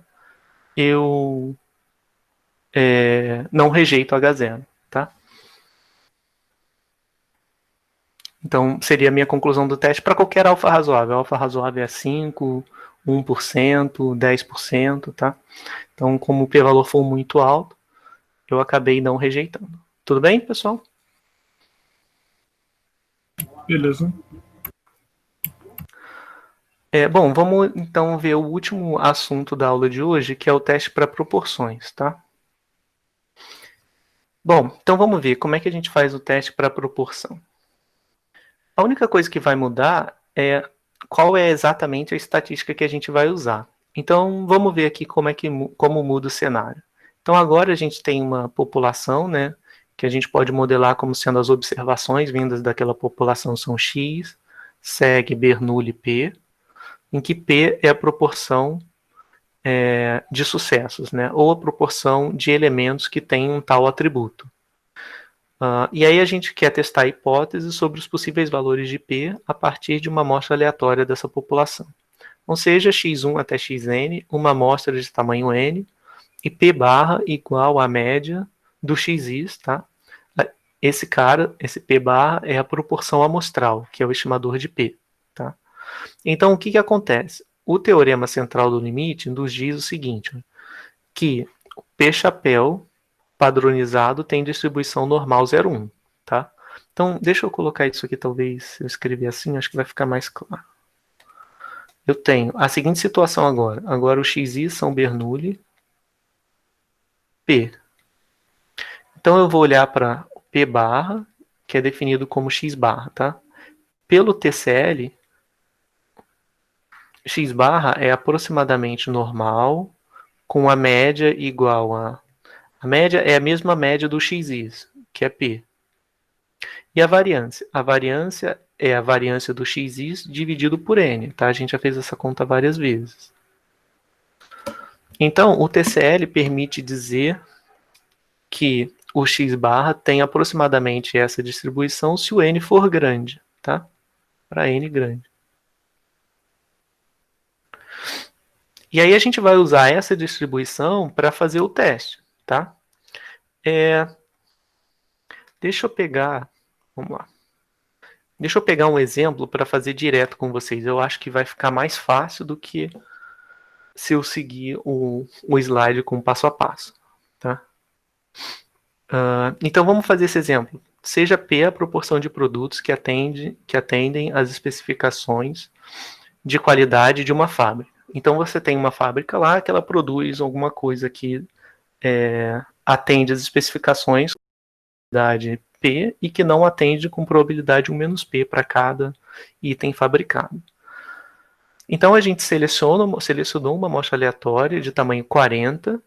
Então a gente teve aqui um N igual a 40 na linha de produção, verificando que 32 atendem às especificações, ou seja, eu vou colocar aqui, deixa eu arrastar aqui mais para baixo.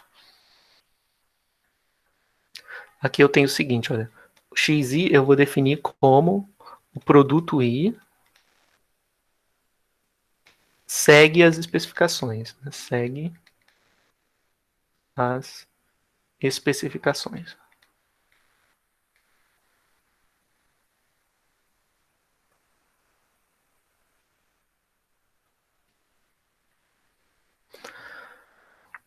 O meu N foi 40, ele falou que 32 atendem às especificações, ou seja, ele disse que o somatório do xis, tá? Na verdade é melhor eu fazer assim, para ficar mais claro, né? Eu vou colocar da seguinte forma.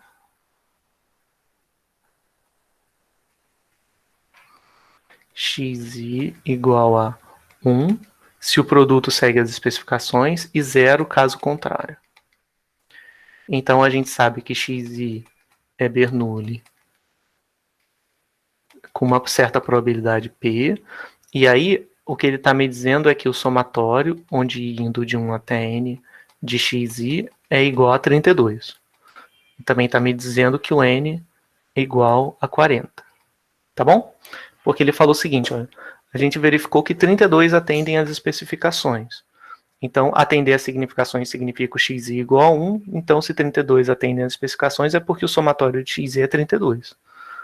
Então, ele quer testar as seguintes hipóteses. H0, P igual, maior ou igual 0,85 contra H1, P menor do que 0,85. Tá? Então, como é que a gente pode fazer isso, né? A primeira coisa é eu vou querer calcular o x barra, que é o meu P chapéu, é obtido como 1 sobre n, somatório de xi.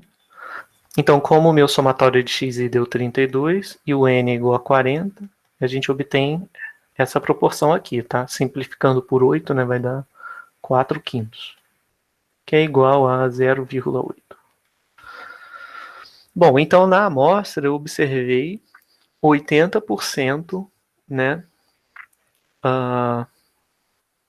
Foi isso? Se eu tiver feito... acho que eu fiz certo, né? Divide por 8 dá 4, e divide por 8 dá 5, 0,8. Tá, beleza. 0,8, tá, foi isso mesmo. Então, aí a questão do item A é o seguinte: qual a decisão que tem que ser tomada ao nível de significância de 5%? Então, eu tenho alfa igual a 0,05, então vamos obter a região crítica do teste e conduzir o teste. Então, alfa fica sendo a probabilidade de rejeitar H0 dado H0 verdade. Rejeitar H0. Eu vou rejeitar H0 quando?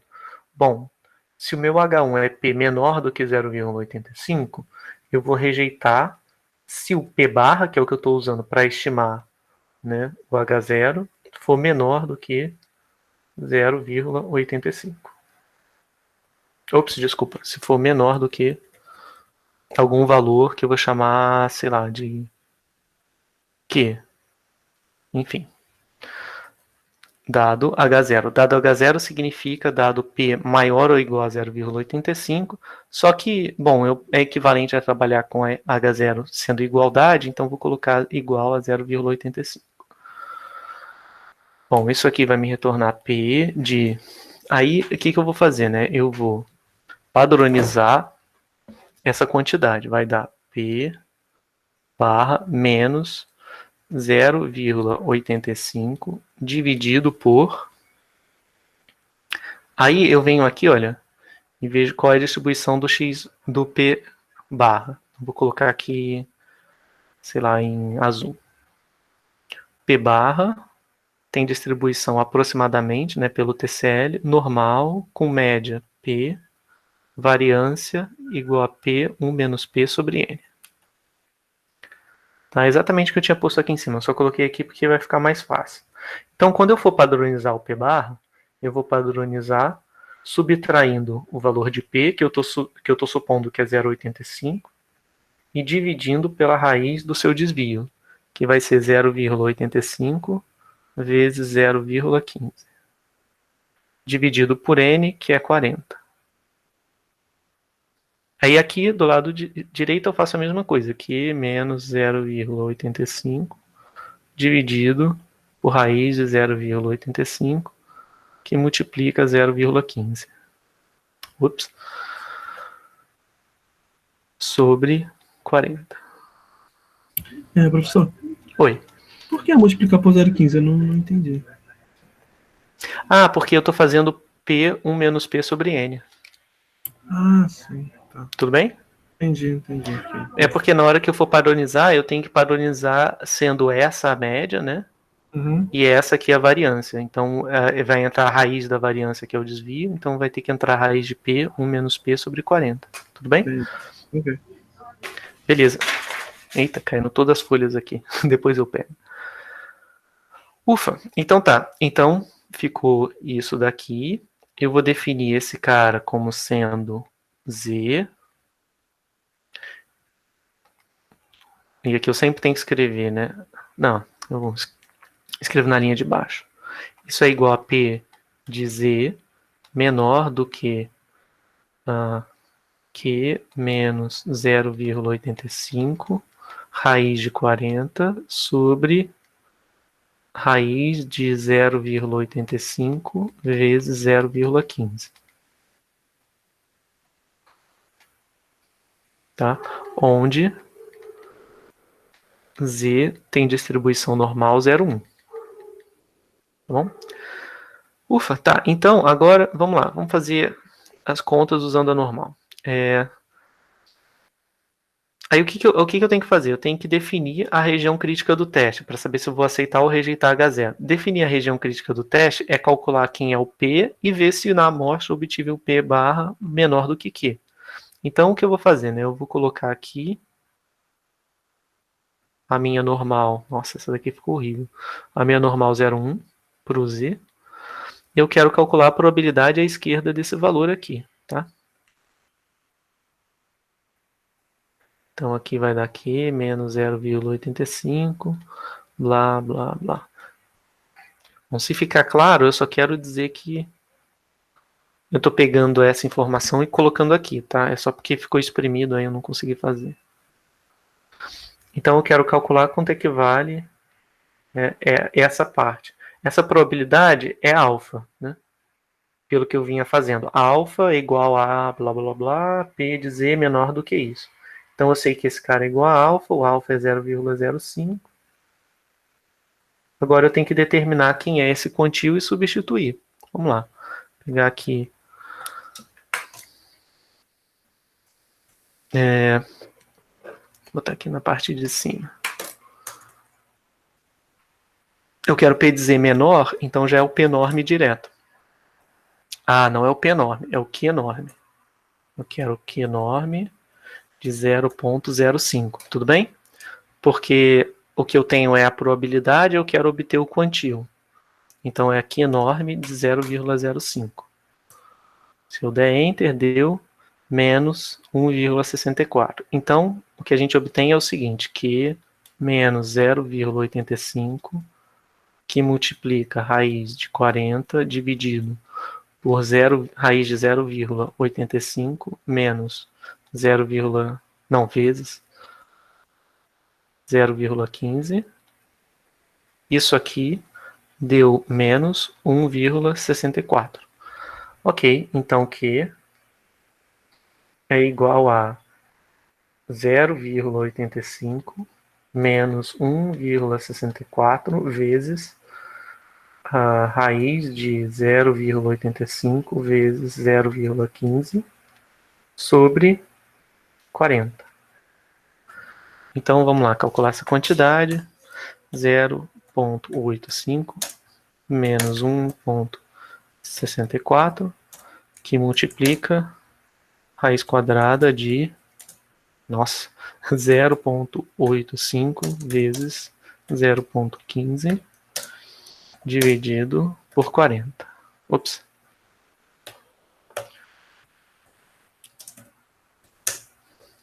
Então deu igual 0,7574, tá? Bom, beleza, descobri o que.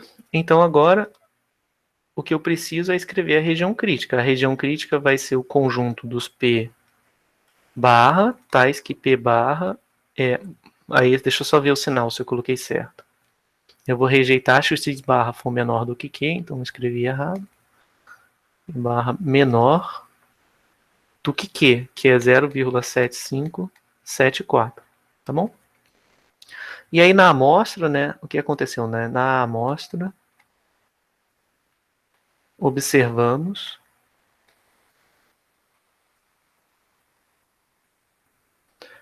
P barra igual a 0,8. Ops. 0,8, que não pertence à região crítica. Logo, não rejeitamos H0. Então, não rejeitamos H0 ao nível de significância de a gente fez com qual significância? 5%. Tá bom?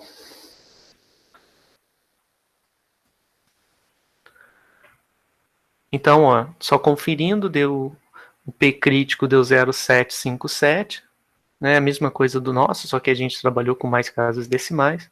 Então, olha, como a gente observou um P barra que é 0,8 maior do que 0,757, ou seja, o P barra observado não está na região crítica, a gente não tem evidência para rejeitar H0, tá bom? Ou seja, a gente conclui que H0 é verdade, né? Porque a gente não teve evidência de que H0 deve ser falso. Então a gente conclui que, na verdade, a especificação está correta, né? A especificação do fabricante, né? A gente não obteve evidência forte suficiente para contestar o fabricante, com base na amostra coletada e com base nesse nível de confiança de 5%, de significância de 5%, tá bom? Vamos passar para o item B agora. O item B é: calcule o p-valor do teste e interprete seu resultado. Então vamos lá. No item B, a gente tem que calcular o p-valor. Vamos obter lá, p-valor. Qual é a definição do p-valor? Bom, p-valor é uma probabilidade. Bom, a probabilidade de quê?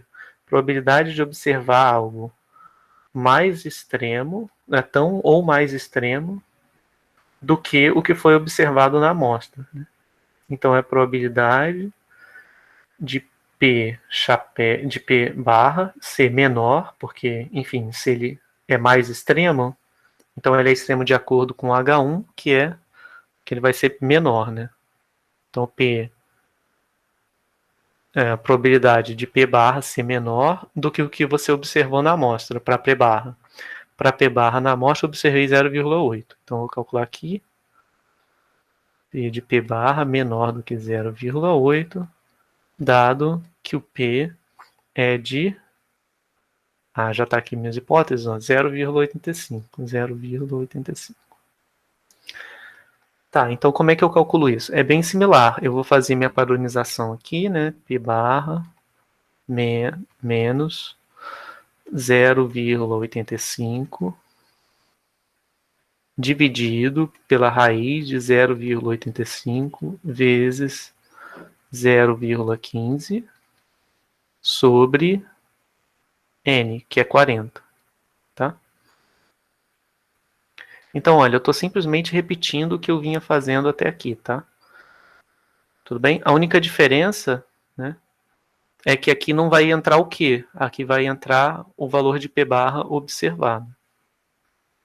Então vai ficar como aqui está 0,8, vai dar 0,8 menos 0,85 dividido por 0,85 vezes 0,15 sobre 40. Dado P igual a 0,85. Isso se eu chamar esse cara aqui de Z, então eu obtenho P de Z menor do que... Nossa, aí vou calcular já quanto que dá essa quantidade. Não precisar ficar escrevendo tudo isso. Passar para cá. 0,8 menos 0,85 dividido por raiz quadrada 0,85 vezes 0,15 dividido por 40. Deixa eu ver se eu copiei. Copiei, né? Então deu menos 0,8856. Tá? Onde Z tem distribuição normal 0,1. Deixa eu formalizar um pouquinho. Aqui eu deveria escrever o seguinte. Essa probabilidade não é exatamente igual, tá? Ela é aproximadamente igual pelo TCL, tá? Então isso aqui está implícito. Eu acho que eu não tinha escrito aqui em cima, mas seria melhor escrever, né? Aqui é aproximadamente igual pelo TCL, tá?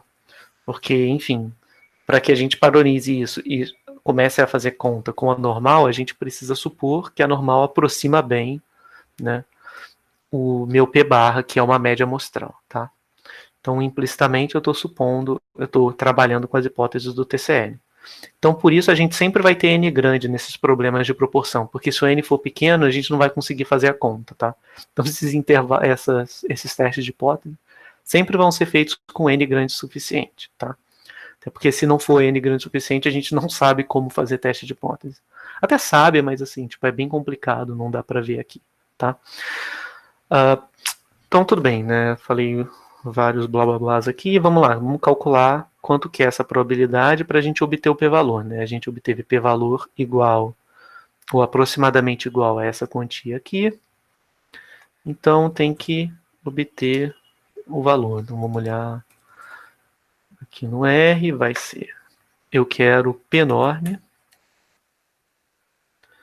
de menos 0,8856, né? 0,1879. Então, o p-valor foi 0,1879. Então, baseado nesse p-valor aqui, esse p-valor é alto, né? Ele é bem mais alto do que qualquer alfa razoável. 1, 5 ou 10%, tá? Então, como o p-valor é maior do que qualquer alfa razoável, eu não rejeito H0, tá? Então, a conclusão do teste é, eu não rejeito, então, portanto, né, qualquer nível de significância abaixo de 18,67 não nos levará a não rejeitar H0, tá bom? Se eu ficar na dúvida, vamos lá, vamos colocar aqui o desenho e usar ele para interpretar. Aqui eu tenho o nosso P barra. Aqui ele vai estar centrado em 0,85. Eu observei 0,8. E aqui eu vou ter a minha curva da normal. Tá? Então, o p-valor ele fica sendo a probabilidade à direita, do p-valor, igual a 0,1879. Aí eu tenho que ver, bom, eu rejeito ou eu não rejeito H0? Aí eu vou tomar alfa menor do que o p-valor. Vou colocar aqui alfa 1 menor do que o p-valor. Então aqui está alfa 1 menor. Oi? Ah, pode falar. Um cara que fazer vistoria no apartamento lá embaixo, você marcou alguma coisa com eles? Ah, não, ele pode ver, é só porque eu não vou precisar descer para ver. Tá? Você vai falar pra ele negócio de coisa? Não, isso ele vê depois. Desculpa, pessoal. É porque eu tô me mudando, aí o pessoal veio fazer vistoria no apartamento para onde eu vou me mudar. Mas a vistoria eles fazem sem eu precisar descer, então, enfim. Onde eu parei? Bom, eu estava calculando o alfa, né? Então, alfa 1 menor do que o p-valor. Se o alfa 1 for menor que o p-valor, eu tenho essa situação aqui, ó. A minha região crítica está aqui. Esse é o meu P crítico, tá? Então, eu obtenho o seguinte. Aqui está o meu alfa menor do que o p-valor.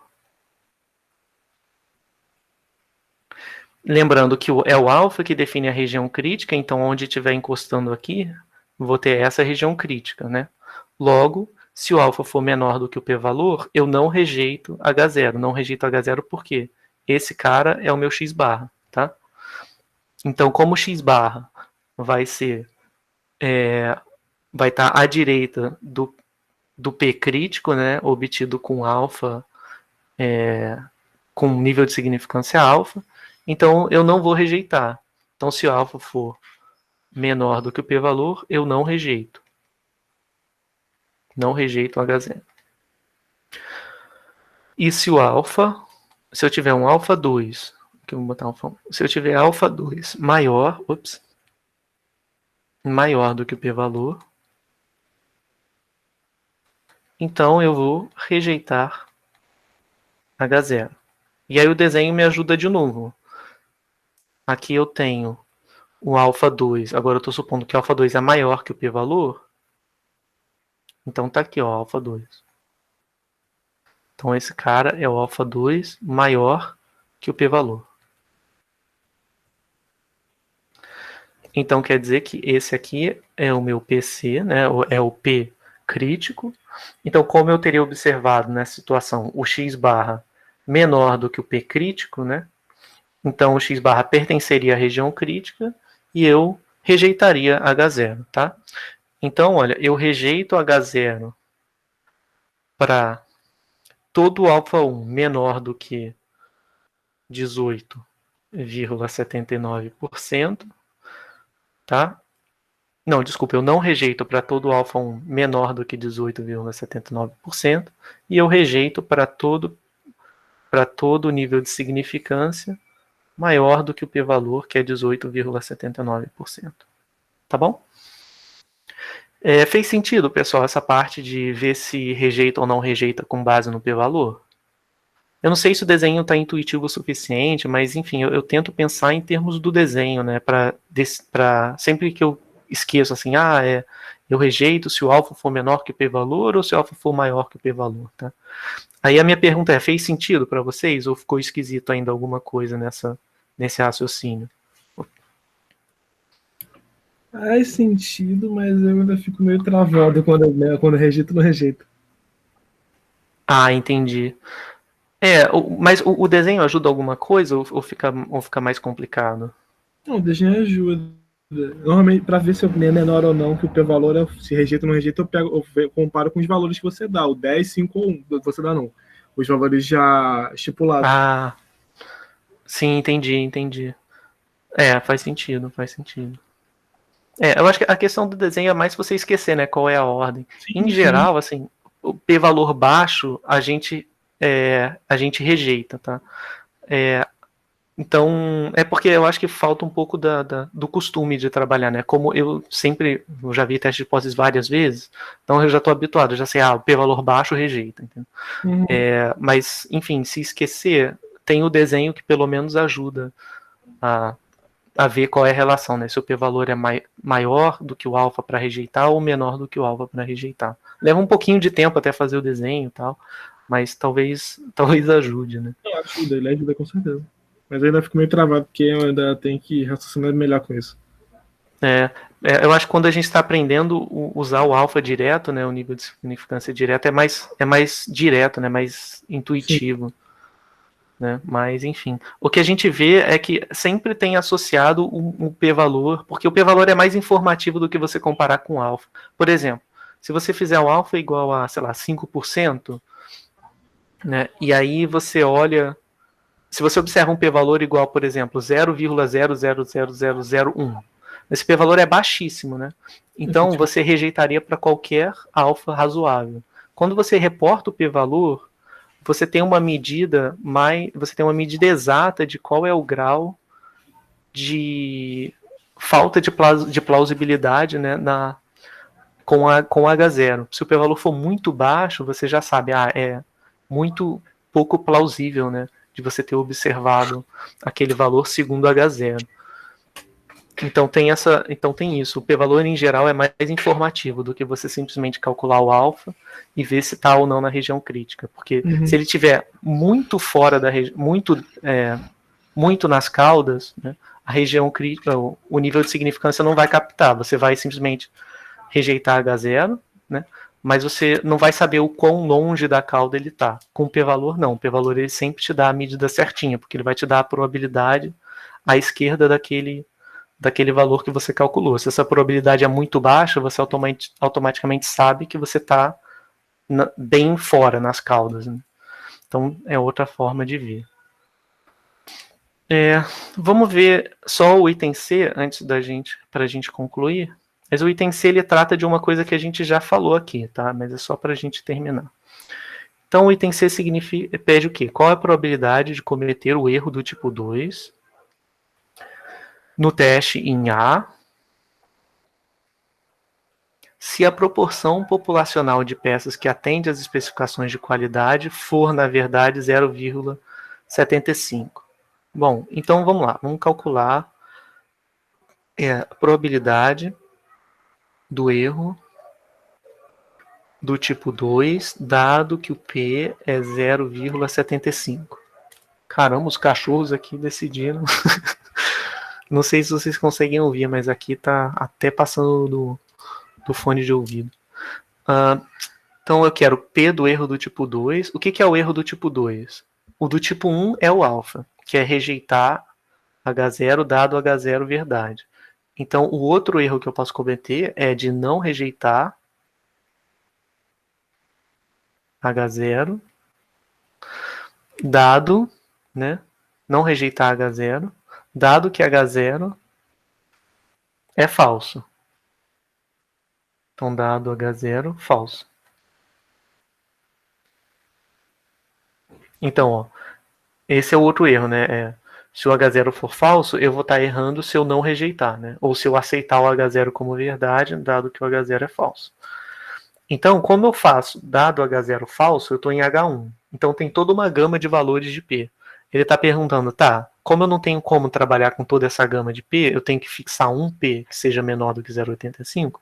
E se eu fixar esse P igual a 0,75? Então, eu vou obter P de não rejeitar H0, dado o P igual a 0,75. Tá? O que significa não rejeitar? Porque ele está falando, né, no teste obtido em A. Então, qual foi o teste obtido em A? Eu vou subir aqui para ver, né? O teste obtido em A teve um PC igual a 0,757, esse era o P crítico. Então, com base nesse P crítico, quando que eu não vou rejeitar, né? Então, aqui a minha região crítica era P, chapéu, menor ou maior? Bom, como H1 é P menor do que 0,85, eu vou rejeitar se o P chapéu for suficientemente baixo. Então, eu sei que aqui é menor, 0,757, tá? Então, eu não vou rejeitar se não tiver na região crítica, né? Então, não rejeitar significa P barra maior do que 0,757, tá? Tudo bem? Então, é basicamente prestar atenção para ver o que significa não rejeitar, o que significa dado H0 falso. Mas uma vez que a gente consegue chegar aqui, é fácil, né? Só o que tem que fazer agora tem que padronizar. Então, vai ficar P barra menos 0,75 dividido por... Aí aqui vai ser raiz de P, 1 menos P. Então, tá P, 1 menos P, dividido pela raiz de N, que é 40, pelo texto. Maior do que 0,757 menos 0,75 dividido por raiz de 0,75 vezes 0,25 sobre 40. Isso aqui dado P igual a 0,75, aproximadamente igual pelo TCL, a probabilidade de Z maior do que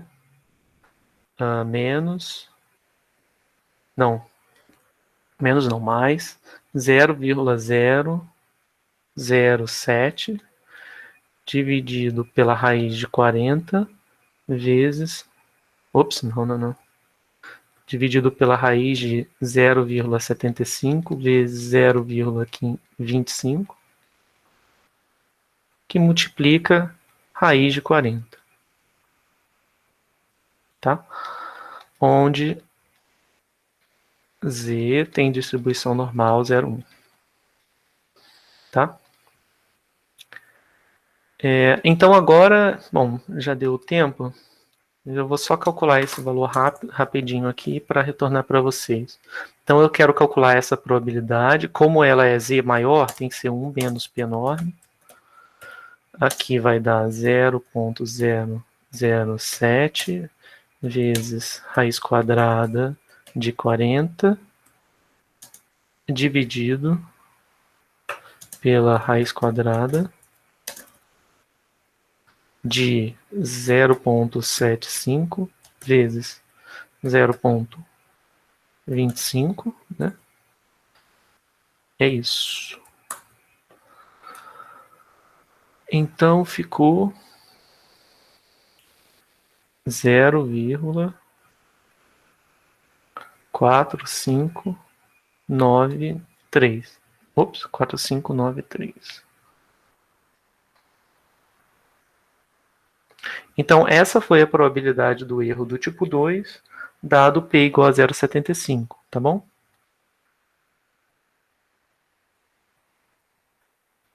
Beleza. 0,4602. Então, deu aproximadamente igual, de novo, né? Deve ser porque a gente pegou um quantio mais exato que veio do E. Alguma dúvida? Professor, por que tu pegou 0,757 para P maior? P maior que 0,757? Essa parte aqui? É. Ah, tá, vamos lá. É porque eu tenho que definir o que é não rejeitar H0, tudo bem? Pelo erro do tipo 2. Ó. O erro do tipo 2 significa o quê? Não rejeitar H0 dado H0 falso. Até aqui tudo bem? Até aí, ok. Foi. Beleza. Então, aqui eu digo o que é não rejeitar, o que é H0 falso. H0 falso, na verdade, significa que o P é menor do que 0,85, então eu preciso fixar um P que seja menor do que ele. Por exemplo, no caso do problema, ele especificou P igual a 0,75. Então, H0 falso, ele está trocando por isso, tudo bem? Até ok. Beleza. Agora, essa parte aqui significa, de acordo com o teste em A, o teste em A deu uma região crítica para mim, certo? Quando eu fiz o teste, eu obtive a seguinte região crítica. Vamos olhar aqui para o A. A região crítica obtida foi P barra menor do que esse valor. Ou seja, o que significa? Significa que eu vou rejeitar H0 se valer isso, né? E eu não vou rejeitar H0 se tiver com sinal trocado. Tá?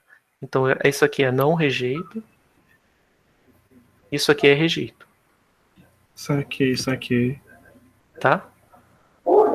Então, não rejeitar ficou sendo P barra maior do que 0,757. Tudo bem? Entendi. Tá? Essa é a maior mudança. É sempre interpretar o que significa rejeitar, o que significa não rejeitar. Então, era basicamente só voltar no A e aí descobrir pela região crítica o que significa não rejeitar H0. Significa P barra ser maior